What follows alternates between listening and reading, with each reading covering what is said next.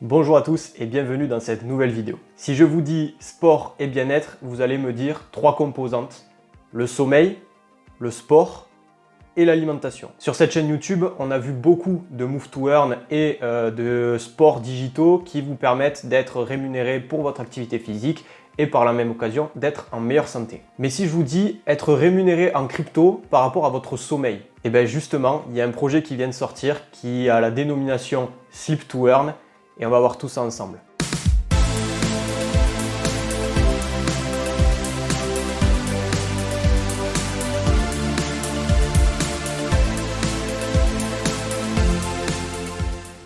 C'est fou comme on vit dans une époque formidable quand même, je trouve. Alors oui, on n'arrête pas le progrès et effectivement, il y a un projet qui s'appelle Dreamland qui se positionne comme un sleep to earn, c'est-à-dire que vous allez être récompensé par rapport à votre sommeil. Si on regarde un petit peu plus en détail, les NFT vont être basés autour des moutons, parce que vous avez compris, pour aider à s'endormir, on dit qu'on compte les moutons, donc les NFT c'est des moutons, t'as le truc, tu vois. C'est bon. Donc voilà, en fait, ça se base sur le même modèle que sur les Move to Earn, sauf que au lieu de compter votre activité physique, ça va regarder un petit peu vos habitudes en termes de sommeil. Ce qui est intéressant, je trouve, c'est que c'est pas juste une application qui vous dit juste quand est-ce que vous allez dormir et quand est-ce que vous réveillez et puis vous gagnez vos tokens, vos NFT, etc. On le verra plus tard. C'est qu'il y a quand même tout un écosystème autour du projet et donc il y a la partie Sleep to Earn, mais il y a aussi la partie Habit to Earn. Donc il va y avoir un peu comme un Move to Earn en fait, hein, vous allez pouvoir vérifier votre activité physique, indiquer quand est-ce que vous marchez, que vous courez, faire de la méditation, du yoga, et en fait en fonction de ces bonnes habitudes entre guillemets, vous allez être récompensé. Donc là sur le site web, on voit quelques visuels de l'application. Il faut savoir qu'elle n'existe pas à l'heure où je tourne cette vidéo. Allez, je vous laisse 3 secondes pour faire un parallèle avec un projet Move to Earn qui existe déjà.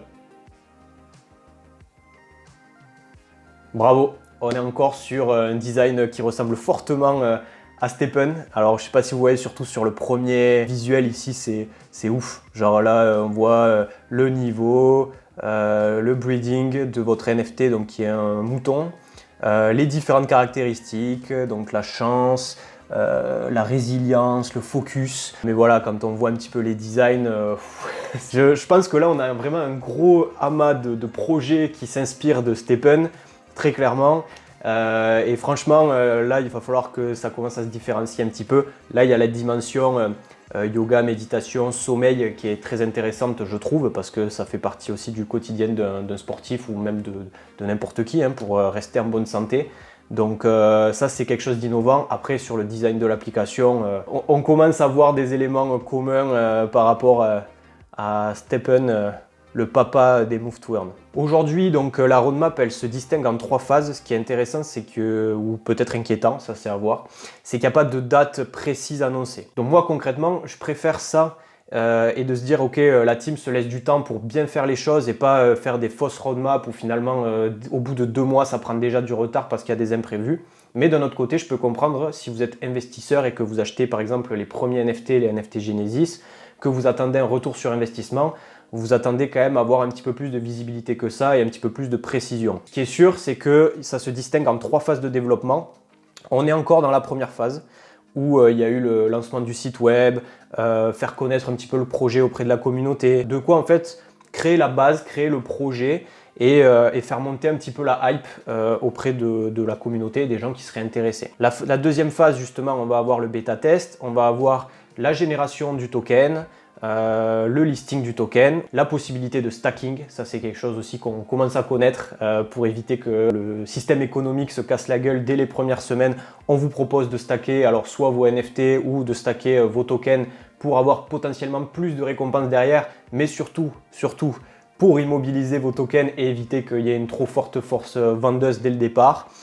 Une marketplace dans l'application, des partenariats stratégiques et ensuite il faudra attendre la phase 3 pour avoir vraiment le lancement de l'application à la fois sur iOS et Android. À terme, ils projettent de faire du multi-chain pour que ce soit accessible au plus grand nombre. Il faut bien prendre ça en considération. Vous êtes sur Avax pour le tout début du projet. Concernant l'équipe maintenant. Alors j'ai pu discuter avec leur CEO Chunyang Liang, excusez-moi pour la prononciation, C'est une petite équipe, mais ils sont très très sympas, très accessibles. Alors c'est peut-être inquiétant aussi parce qu'on se dit comment ils trouvent du temps libre pour nous répondre alors qu'ils sont que 3 à développer ce type de projet. Je pense qu'ils vont recruter de toute façon, si ça prend, il va falloir embaucher, ça c'est certain. Mais ce qui est cool quand même, c'est que parmi les cofondateurs et la SEO, c'est une femme. Et ça fait plaisir de voir une femme dans l'écosystème crypto, NFT, projet blockchain. Je trouve qu'il n'y en a pas assez, clairement. On voit beaucoup d'hommes, même parmi ma communauté, hein, les personnes qui me suivent sur cette chaîne YouTube, je crois que vous êtes plus de 95% des hommes. Et donc ça fait plaisir aussi de voir des femmes entrepreneuses. Et donc ça, on peut que saluer l'initiative. Petit focus sur les NFT avant d'aborder plus en détail le white paper, la tokenomique et vraiment le fonctionnement du projet en lui-même. En fait, il va s'agir de moutons, voilà, que vous allez pouvoir faire évoluer, level up, leur donner de nouvelles caractéristiques. Et ce qui est assez fun, je trouve, c'est que vous achetez des œufs de moutons. On est dans le métaverse, là, on est dans un monde parallèle, vous inquiétez pas, c'est normal.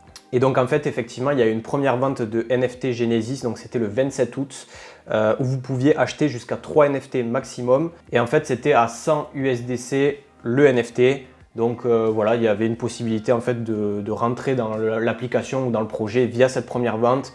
Personnellement, j'y suis pas allé parce que c'est encore trop tôt. On vous demande d'investir dans un projet et là on ne parle pas d'investir 30-40 $, on vous demande quand même d'investir une centaine de dollars voire plus pour contribuer au développement, pour apporter des liquidités. Et c'est vrai que face à la multiplication des projets, la difficulté aussi de pouvoir analyser quels sont les bons, quels sont ceux les plus prometteurs, ceux qui peuvent poser problème, etc. C'est difficile d'investir un peu partout, à moins d'avoir énormément de liquidités. Donc moi voilà, c'est pour cette raison que je vous détaille le projet. Je n'ai pas investi dedans pour le moment et j'attends d'avoir un petit peu plus d'informations et pourquoi pas une première phase de bêta pour voir ce que ça donne, les retours des joueurs et ensuite vous faire de nouvelles vidéos et pourquoi pas investir et dans Dreamland. Alors, si on s'attaque maintenant à leur white paper, je vous mets tous les liens en description si vous voulez creuser et faire vos propres recherches. Déjà, on voit encore l'utilisation d'un nouveau terme. On n'est pas sur du sleep to earn, même si c'est un peu le mot qui est utilisé partout au niveau des communautés et tout ça. Le projet se positionne plutôt comme un earn for play. Et je trouve que leur positionnement montre un petit peu la tendance qu'on a aujourd'hui autour de ces projets-là. Donc ils sont très transparents. Ils disent dans la majorité des move to earn, fit to earn ou même sleep to earn des projets qu'on a sur le marché, ils vont utiliser un système play to earn classique. Et let's face it, donc faut regarder la réalité en face. C'est dur d'envisager une économie pérenne et stable sur le long terme parce qu'on est quand même sur une nature de Ponzi. Voilà, donc je sais que c'est un terme qui avait fait débat, notamment quand je l'avais évoqué pour STEPN. Voilà, il faut savoir que quand même, il y a des fondateurs de projets Move to Earn, Play to Earn d'ailleurs, qui ne se voilent pas la face et qui se disent oui, il y a une grosse partie des projets qui sont basés sur un système de Ponzi où les premiers entrants se retrouvent en haut de la pyramide parce qu'ils ont investi les premiers. Et ensuite, les liquidités sont apportées par les derniers entrants qui vont acheter des nouveaux NFT, qui vont burn du token pour monter de niveau et rattraper le retard, etc. Donc là, en fait, Dreamland, il propose un nouveau point de vue et c'est un point de vue que je partage totalement. C'est en fait, c'est quoi la priorité? Est-ce que la priorité, c'est les gains économiques ou est-ce que c'est la santé quand on parle de ce type d'application? Et c'est pour ça que eux, ils aiment bien utiliser le terme earn for play, c'est-à-dire que oui, vous allez gagner un petit peu, vous allez gagner des revenus, mais c'est grâce au jeu en fait. C'est grâce au fait que vous jouiez, que vous brûlez du token pour monter de niveau, et surtout vous allez jouer avec votre santé, c'est-à-dire que vous allez construire de bonnes habitudes de vie en termes de sommeil, de méditation, d'activité physique, et c'est ça surtout la plus grande récompense sur ce type de projet. Alors après c'est beau, hein, c'est du storytelling, c'est bien fait. Bon, ils sont sympas, hein, mais ils te demandent quand même de verser 100 $ au tout début pour rentrer dans le projet. Bon, est-ce que quand on te demande de payer 100 $ pour une application qui n'existe pas encore, est-ce que toi, forcément, tu peux pas te dire « Ouais, mais j'aimerais bien au moins un ROI, quoi. » Voilà, et honnêtement, je peux le comprendre. Moi, si j'investis 100 $ sur une application mobile, soit l'application, c'est un jeu du tonnerre, c'est un truc super bien, je m'éclate comme un fou, soit quand même j'attends un petit peu une rentabilité et je pense que vous aussi. N'hésitez pas d'ailleurs à me donner votre avis sur votre vision par rapport au Move to Earn, à la recherche de rentabilité ou de style de vie plus sain, plus actif. C'est vachement intéressant je trouve d'avoir un petit peu votre retour là-dessus. Et donc d'un point de vue des tokens, quelque chose qu'on connaît aussi, il y a deux types de tokens. Il y a le token Hope, qui est le in-game token, le token du jeu qui va se gagner grâce à votre activité physique, grâce à votre sommeil surtout. Et en fait, vous allez pouvoir utiliser ce token pour améliorer votre NFT, acheter des produits. Il va aussi y avoir une marketplace où vous allez avoir des produits comme par exemple des cours en ligne de yoga, de méditation. Et ça, c'est des choses que je trouve vraiment chouettes de pouvoir élargir et d'avoir d'autres utilités pour le token que simplement monter du NFT ou cash out en USDC, même si là ça va être possible, hein, le token il sera tradable. Et ensuite, vous allez avoir le token Dream, qui est le token de gouvernance. Vous allez pouvoir le gagner soit en ayant quand même un NFT d'un certain niveau, donc ça veut dire que pendant un certain temps, vous allez brûler votre token Hope pour monter vos caractéristiques, être meilleur, et après vous pourrez commencer à gagner du token de gouvernance, ou alors en faisant de l'achat, de la revente, du trading, ça c'est à vous de voir. Et ce qui est sûr, c'est que les holders de ce type de token pourront avoir des récompenses via du stacking. Ils vont avoir droit à certaines récompenses et en fait des actions directement dans l'entreprise Dreamlands. Donc voilà, donc en gros, vous êtes un petit peu actionnaire dans un certain sens du projet et c'est quelque chose qu'on retrouve aussi dans par exemple Genopets ou Oyabun avec le token Boon. Je ne vais pas détailler tout le white paper, mais je vais vous donner quand même les différents éléments et la dynamique de jeu globale pour générer des revenus et aussi vous construire des habitudes de vie plus saines. En fait, vous allez avoir votre NFT, donc votre mouton, et vous allez avoir une barre d'énergie qui se recharge tous les jours en fonction aussi de votre temps de sommeil. Il faut par exemple 8 heures de sommeil par jour pour recharger totalement votre barre d'énergie et pouvoir la dépenser dans différents types d'activités physiques ou des activités de yoga, de méditation. J'ai vu aussi qu'il y avait par exemple des petites actions, des petites habitudes comme par exemple se faire une to-do list ou juste prendre du temps pour soi, pour aller se balader dehors ou des choses comme ça. Et ça, c'est des petites actions, quand vous allez les réaliser, vous allez gagner du token. Il y a aussi l'activité de marcher, de courir, des exercices de respiration, du stretching, du calisthenics, du kickboxing. Voilà, ils ont vraiment envie petit à petit d'agrandir l'univers Dreamland et de proposer de nouvelles activités physiques et qu'en gros, ce soit une application que vous pouviez utiliser pour pratiquement tout. Et la dernière dynamique, au-delà du sommeil, de l'activité physique, c'est le Earn for Play, c'est de monter de niveau votre NFT parce qu'effectivement, quand vous faites ça, ça va permettre de multiplier vos récompenses à l'avenir et aussi vous pouvez spéculer sur la valeur de votre NFT, c'est-à-dire que vous pourrez le vendre sur la marketplace à un certain prix et donc forcément plus son niveau sera élevé et plus il aura une certaine valeur. Après attention, si vous n'avez pas de moutons et que vous les avez tous vendus, vous sortez du système. Sauf s'ils mettent en place un système free-to-play, mais ça c'est pas encore détaillé dans le white paper, donc a priori c'est pas à l'ordre du jour. Voilà, et vous l'aurez compris, votre NFT il a différentes caractéristiques, vous pouvez lui mettre des attributs pour augmenter ses performances suivant le type d'activité que vous aimez faire par exemple. Et il y a de quoi lui payer des boosts, donc vous pouvez acheter des potions, des élixirs, des trucs comme ça. Et il y a aussi un système de taxes, c'est-à-dire qu'au début, pour les transactions que vous allez faire avec ce type de NFT, vous allez avoir par exemple 25% de taxes je crois au début. Par contre, plus vous allez utiliser l'application sur du long terme et plus ces taxes vont diminuer. Ça a aussi pour objectif de récompenser les joueurs réguliers, les joueurs long terme en les taxant de moins en moins parce que en fait ils se sont déjà pas mal investis dans le projet finalement. En conclusion de cette vidéo, moi je trouve que Dreamland c'est un projet intéressant. Alors le côté Sleep to Earn, ok, pourquoi pas, hein. Bientôt on aura un truc, il faudra aller aux toilettes un certain nombre de fois dans la journée pour avoir des récompenses. C'est moi où cette chaîne YouTube elle devient de plus en plus bof. Mais voilà, le concept est intéressant et c'est vrai que le sommeil c'est quelque chose de super important au quotidien.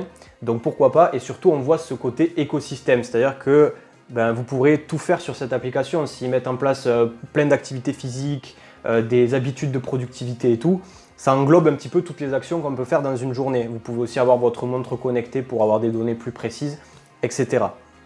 Et on voit que clairement maintenant la guerre que se livrent les différents projets crypto NFT centrés sur la fitness finance, c'est de s'arracher votre temps. Parce que c'est vraiment précieux pour eux. Votre temps d'attention, votre temps d'utilisation des applications dans une journée, elle est limitée. Et donc pour grignoter des parts de marché, l'objectif de chaque application, c'est de vous faire rester dessus et de ne pas aller sur d'autres applications potentiellement. Et donc on voit de plus en plus de projets, il y a Moven notamment qui est dans cette dynamique-là, qui vont chercher à englober plusieurs types de trucs, le sport, le sommeil, les habitudes de productivité, etc. pour qu'en fait, vous n'ayez besoin que d'une ou deux applications maximum sur votre téléphone et pas d'en avoir 50 ou d'aller voir ailleurs. Je trouve que c'est intéressant de voir un petit peu cette orientation progressive qui se met en place. Maintenant, d'un point de vue pratique pour nous, les utilisateurs, je trouve qu'il ne faut pas tomber non plus dans un extrême où il faut tout quantifier. C'est vrai que le digital, c'est super bien, ça nous permet d'avoir des données sur notre rythme cardiaque, sur notre santé en fait, nos habitudes de sommeil et tout ça. Mais je pense qu'il ne faut pas non plus tomber dans le piège des chiffres et ça veut dire d'être constamment stressé en fait, parce que ce serait l'effet inverse sur nos performances, sur ce qu'on a fait les derniers jours et de devoir obéir à une application pour gagner du token et pour se sentir en bonne santé entre guillemets. Moi je dis n'importe quoi, peut-être que ce projet va vous obliger entre guillemets de vous coucher tous les soirs à 22 h. Bon, si un jour vous avez envie d'aller faire la fête avec vos potes et parce que ça va vous faire du bien, je veux dire faire une soirée de temps en temps c'est bénéfique, faut pas non plus avoir un mode de vie ultra drastique, ultra carré. En fait vous allez peut-être être pénalisé dans le jeu sur ce type d'application. Mais finalement, est-ce que c'est grave? Non, en fait, il ne faut pas obéir à une application parce qu'on vous donne de la data, on vous donne des infos. Je pense qu'il faut aussi des fois savoir déroger à la règle et savoir se faire plaisir. Pareil sur l'alimentation, s'il y a un truc qui compte vos calories ou je sais pas quoi, de temps en temps on a le droit de se faire un bon cheat meal, un truc qui envoie, qui est un peu gras, etc. Si derrière on a une alimentation saine tout au long de l'année, ça pose pas de problème. Mais il ne faudrait pas que ce type d'application devienne un peu la référence et que du coup on soit en mode oh là là non j'ai fait un gros repas, là ça va être galère, je vais me faire pénaliser, je vais pas gagner assez de tokens, etc. C'est un peu comme des témoignages de Stephen que j'ai eu où on a des personnes qui se sont blessées parce qu'ils se sentaient obligés tous les jours d'aller courir pour gagner leur GST. Et finalement, à force de courir tous les jours, le corps ne se repose pas et puis la blessure peut arriver, surtout si on n'est pas habitué à fournir ce type d'intensité sportive. C'est un bon outil, je pense que ça peut être un projet intéressant. J'ai pas investi encore dedans parce que c'est trop tôt, mais au moins ça vous le fait découvrir et ça vous permet d'avoir un avis là-dessus. D'ailleurs, n'hésitez pas à me dire si c'est quelque chose qui vous intéresse, si vous pensez que vous allez le tester et quelle stratégie vous allez adopter. Dites-nous tout en commentaire, ce serait top. Voilà, c'est tout pour cette vidéo. Merci d'être de plus en plus nombreux sur cette chaîne. On est bientôt à 1000 abonnés et c'est l'objectif qu'on s'est ciblé avant la fin de l'année. Donc si tu n'es pas abonné à la chaîne, n'hésite pas à nous soutenir, ça nous ferait super plaisir. Merci beaucoup. Et puis, on se retrouve très bientôt pour de nouveaux contenus autour du sport digital et de la fitness finance. Salut!